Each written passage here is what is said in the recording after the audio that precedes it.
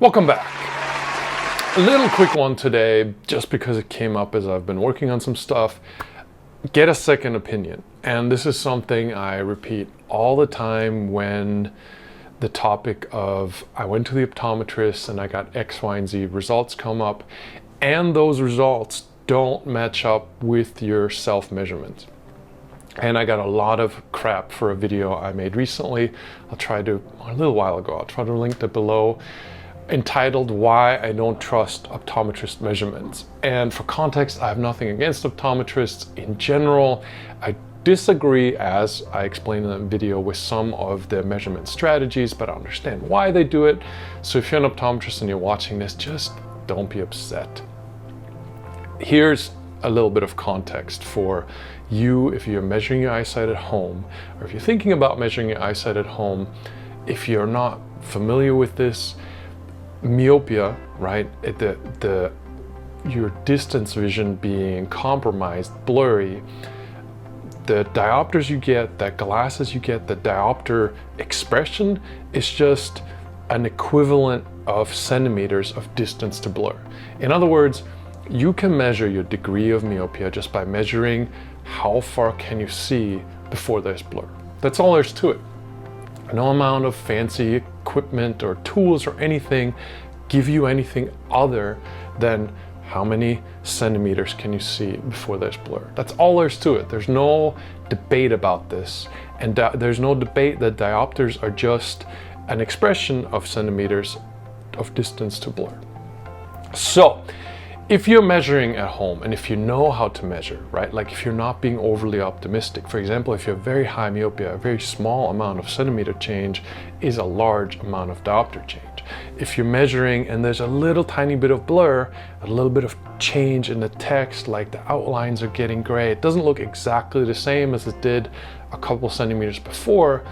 If you're being optimistic there, if you're missing the blur point, then your results are not going to be accurately reflecting of what you may get at the optometrist anyways, right? So first you have to make sure that you're measuring without too much optimism, and also keep in mind lighting matters a lot. Like if you have natural ambient light, it's going to be a different scenario than if you have artificial light or a dark background.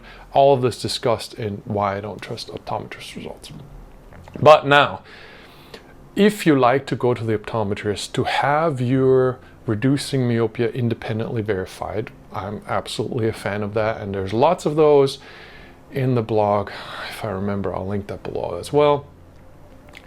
One thing to keep in mind that a lot of times, and optometrists again get mad at me for saying this, but it's true, is they will start measuring wherever your existing glasses are at. So if you currently have -3 diopter myopia, they will not check you at below -3 diopter myopia. Sure, some people will, but generally speaking, and this coming from a guy, remember, I reduced -5 diopter myopia all the way back to 2020. I've been doing this for 20 years.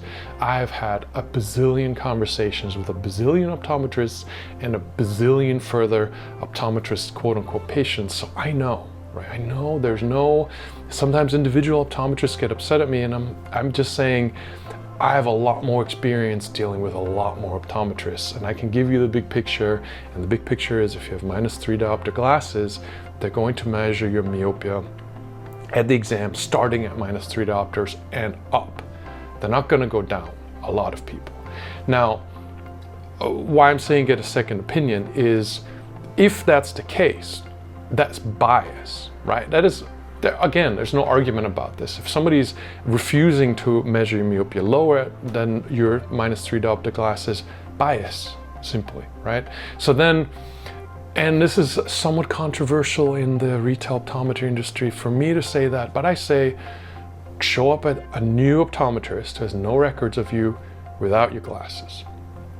No subterfuge there, right? Like it makes the baseline forcibly unbiased, because now whoever you're dealing with is going to have to do their own measurements to come up with the conclusion of what your degree of myopia is. And I recommend generally not being in a dark room. They'll debate, right? I mean, it's not so great to have your pupils wide open. I recommend not using projected charts, but printed charts. But all those things are debatable, and I think I mentioned most of them in the Why I Don't Trust Optometrist Results video. Generally speaking though, right, like if you have a reasonable measuring environment and you show up without any previous data, you should get a result that's reasonably unbiased. And that's my recommended starting point. If you want an optometrist to verify your own results and to verify your myopia improvement and to get added to the stories, of which there's many hundreds of on endmyopia.org, about optometrist confirmed improving eyesight, an unbiased starting point is a great starting point.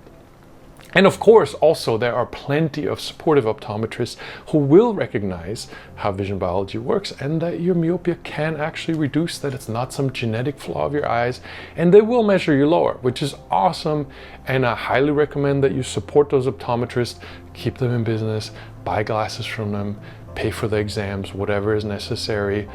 Plenty of those stories in Endmyopia also.